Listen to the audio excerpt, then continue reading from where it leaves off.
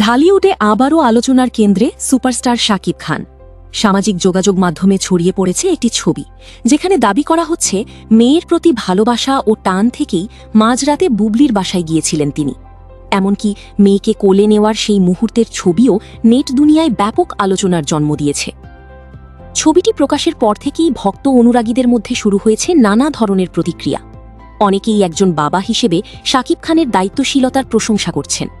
তাদের মতে ব্যস্ততার মাঝেও সন্তানের খোঁজ নেওয়া এবং সময় দেওয়া একজন আদর্শ বাবার পরিচয় বহন করে।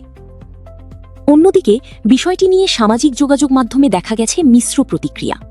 একাংশ, বিশেষ করে অপু বিশ্বাসের কিছু সমর্থক শাকিব খানকে ঘিরে বিভিন্ন সমালোচনামূলক মন্তব্য করছেন।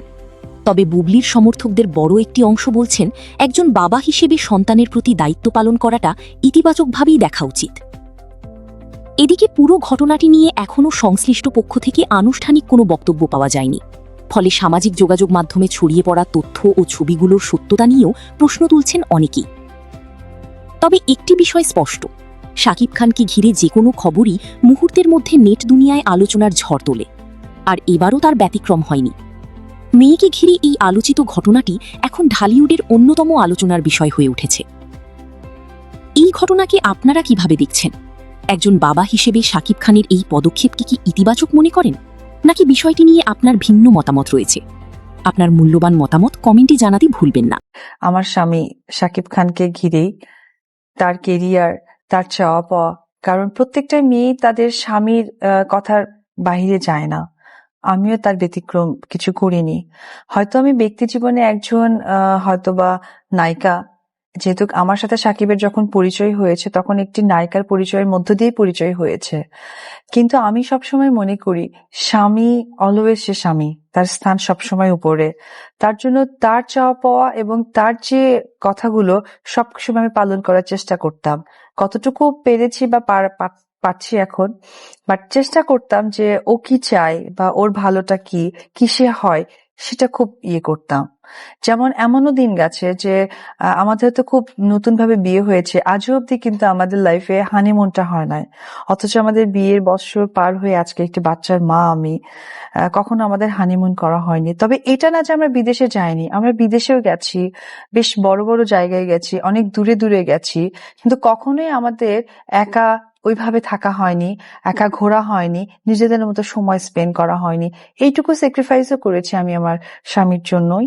আর একটি কথা বলবো যে অবশ্যই দর্শকদের জন্য, কারণ আমরা যেহেতু শুরুতেই বিয়ে করে ফেলেছি আর আমরা দুজনে রোমান্টিক হিরো হিরোইন এবং আমাদের প্রতি দর্শকদেরও একটি আস্থা আছেন, আমরা এটাও চাইনি যে দর্শকরা একটুতেই কষ্ট পেয়ে যাক যে তারা কেন এই মুহূর্তে বিয়ে করে ফেললেন। আমার ছেলেকে একটি কথাই শুধু বোঝাবো এবং শেখাবো যে মানুষের জীবনে ভালোবাসা আসে, সেটাই মানুষ। যার জীবনে ভালোবাসা নাই সে কখনোই মানুষ না। বাট যদি কাউকে ভালোবাসো, কাউকে নিয়ে কিছু করতে চাও, কাউকে কমিটমেন্ট করো, কখনো ব্রেক করো না। এটা বললো আমার ছেলেকে। আমি ওকে কি করব না করবো এটা তো উপর আল্লাহ জানে, কিন্তু মা হিসেবে চাই একজন আদর্শ ছেলে যেন করতে পারি। আমি আমার ছেলেকে কমিটেড ছিলাম। যখন আমার ছেলে কনসেপ্ট করা ছিল আমার, তখন আমি কমিটেড ছিলাম যে তাকে আমি একদিন আমার যে জায়গা, ওর বাবার যে জায়গা, তাদের কোলে কোলে ওকে বড় করব। কিন্তু খুব ভয় ছিল আমার, কারণ আমি তো রাতের আধারে পালিয়ে বেড়াইতে হয়েছে, রাতের আধারে আমার ছেলেটাকে লুকিয়ে ডাক্তারের কাছে যেতে হয়েছে। সে কিভাবে হচ্ছে, কোথায় হচ্ছে আমি জানতাম না। বাট আমি এখন অনেক হ্যাপি যে আমার ছেলেকে আমি পেটে থাকা অবস্থায় কমিটেড ছিলাম যে আমি তাদের কাছেই তোমাকে নিয়ে আসবো, এবং সম্মানের সাথে আমি এইটুকু করতে পারছি একজন মা হিসেবে। তো ও কি হবে বড় হয়ে এটা আমি বলতে পারবো না, তবে এটুকু বলতে পারবো আদর্শ মানুষ করতে চাই ওকে আমি। কখনোই আমি স্বামী হিসেবে আদৌ পেয়েছি, ওটা ছিল এক ধরনের অনুভূতি, এক ধরনের বলে না যে একটা ফিলিংস ছিল, যেটা হচ্ছে গিয়ে হয় না যে স্বপ্নে মানুষ ঘুরে বেড়ায়, ভালোবাসা বলেন, বিয়ে বলেন। বাট এখন বাস্তবতায় ফিরেছি এবং বাস্তবতায় ফিরে দেখছি যে আমার জীবনটা অনেক। তার মানে দুইজনেই কি একটা ঘরের মধ্যে ছিলে? আমার মনে হয়, এখন তার কি মনে হয় আমি জানি না, বাট আমার মনে হয় হয়তো বা ঘুরছি। সো দর্শক, আজকের এই ভিডিওটি এই পর্যন্তই। যদি ভিডিওটি ভালো লেগে থাকে তাহলে ভিডিওতে একটি লাইক, একটি কমেন্ট আর অবশ্যই চ্যানেলটি সাবস্ক্রাইব করতে ভুলবেন না।